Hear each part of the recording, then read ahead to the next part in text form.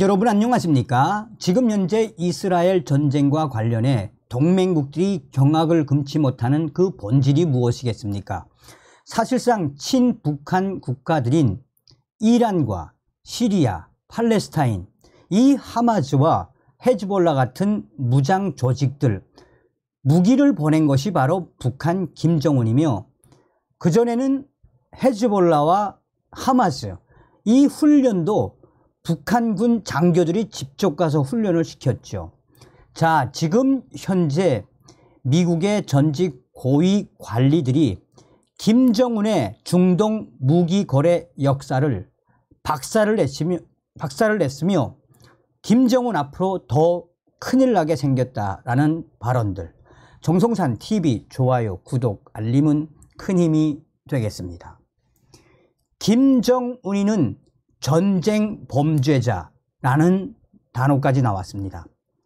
미국 전문가들은 팔레스타인 무장 정파 하마스가 이스라엘 공격에 북한제 무기를 사용한 정황이 포착된 데 대해 과거 북한과 하마스 간 무기 연결 고리가 수차례 있었다는 점을 언급을 하며 김정은 전쟁 범죄자라는 충격적인 반응까지 터져 나왔습니다. 북한 김정은이 어떻게 중동에 무기를 팔았으며 그 역사가 어떻게 이루어졌는지, 특히나 미국의 전직 고위 관리들은 이번에는 그냥 넘어가서는 안 된다라고 김정은을 강하게 압박했습니다. 이라크 주재 미국 대사와 트럼프 행정부에서 시리아 ISIS 동맹 특사를 지낸 제임스 제프리 전 백악관 국가안보회의 NSC 부보좌관은 중동 지역에서 위기나 새 분쟁이 발생할 때마다 북한의 흔적이 곳곳에서 발견돼 왔다라며 이번 하마스와 연결된 북한 김정은 정권을 강하게 질타했습니다. 그러면서 중동 지역에서의 새 분쟁, 북한의 역사는 어제 오늘의 일이 아니며 그 과정에 김정은 또 김정일도 있었다라고 강조했습니다. 현재 미국의 민간 연구단체인 윌슨 센터에서 중동 프로그램 석자를 맡고 있는 제프리 전 부보좌관은 북한은 오랫동안 중동의 급진 세력들의 무기와 군사 기술 지식을 제공해 왔다라고 말했습니다. 그러면서 북한은 돈을 벌고 국제 질서를 크게 불안정하게 만들기 위해 불법 무기 판매와 납품에 관여하고 있었다라며 북한 김정은 정권은 자신들의 무기가 어떻게 누구에게 사용되든 아랑곳하지 않는 집단이라고 지적했습니다. 이어 북한이 중동 지역에서 대상을 가리지 않고 전방위적인 무기 거래에 나서고 있다라고 강조했습니다.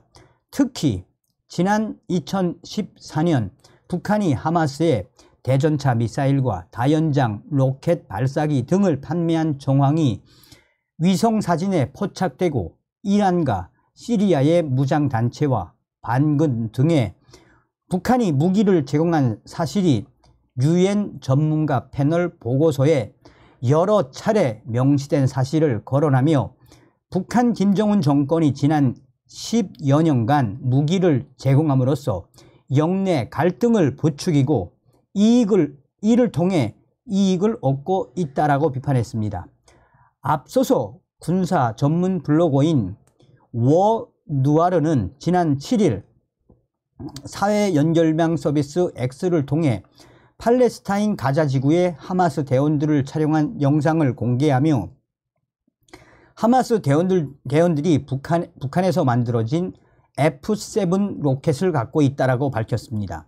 북한제 F7 로켓은 85mm 로켓 추진 방식의 유탄 발사기 RPG로 그동안 중동 지역에 다량 판매됐을 가능성을 제기해 왔습니다.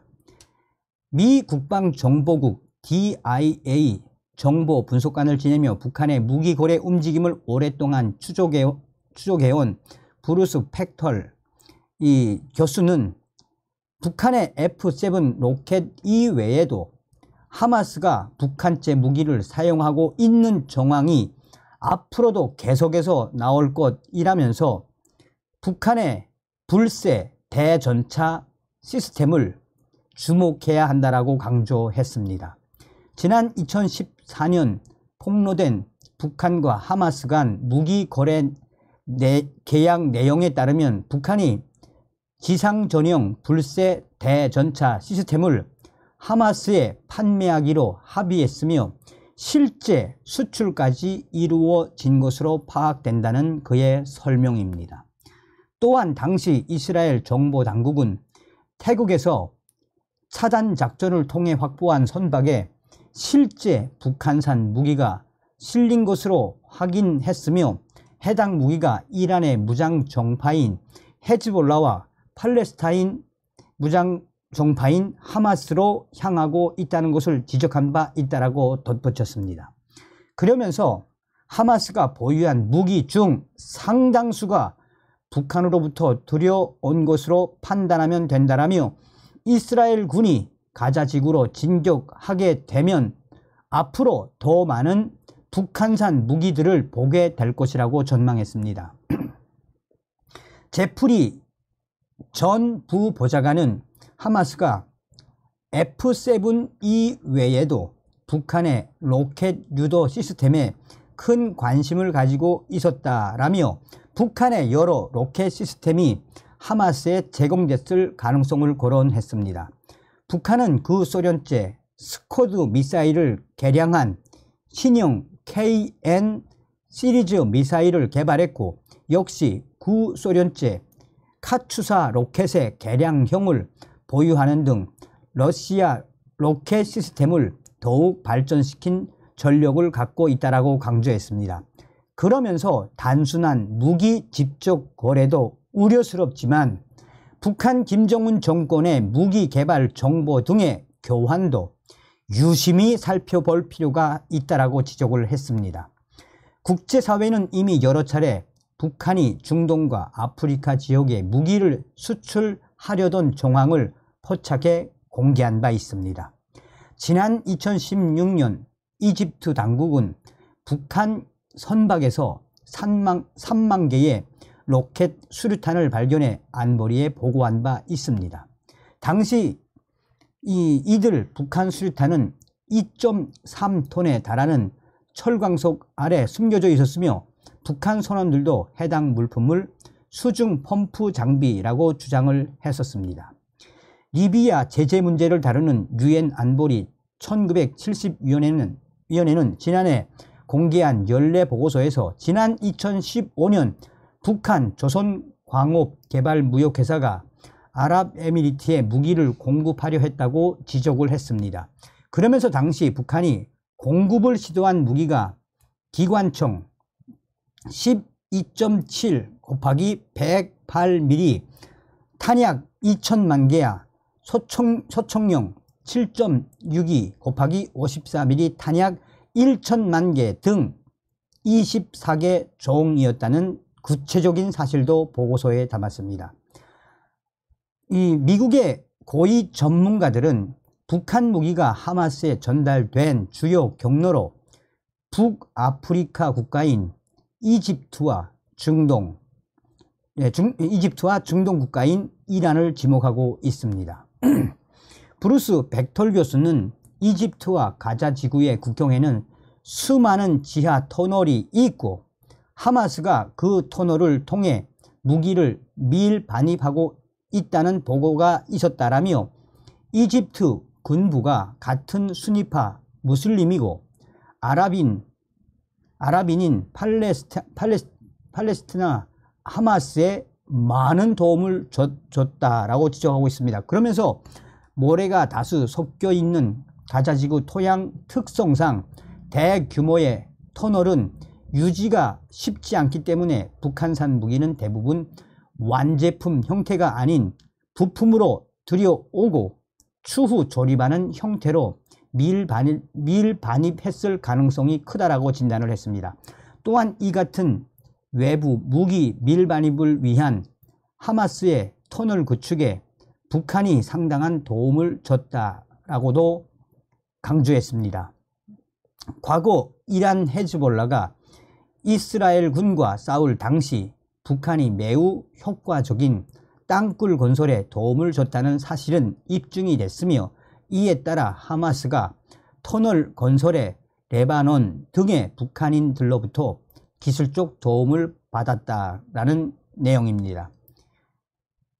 프레드 플라이츠 전 백악관 국가안보회의 NSC 비서실장은 이란을 통한 간접 거래를 통해 하마스가 북한 무기를 획득했을 가능성에 주목했습니다. 하마스가 북한에 돈을 지불하는 직접 거래를 통했을 가능성과 이란 공화국 경비대나 헤즈볼라를 통해 무기 밀수를 했을 가능성이 모두 있지만, 북한 김정은 정권과 팔레스타인 모두와 깊은 유대 관계가 있는 이란이 매개체 역할을 했을 가능성이 더 설득력이 있다라고 강조했습니다. 전문가들은 하마스가 중동 지역 내 다른 무장단체 및 테러 조직과 깊은 연관이 있다는 점을 지적하면서 북한이 중동 지역 내 최대 불법 무기 제공국이 될 수 있다고 우려했습니다.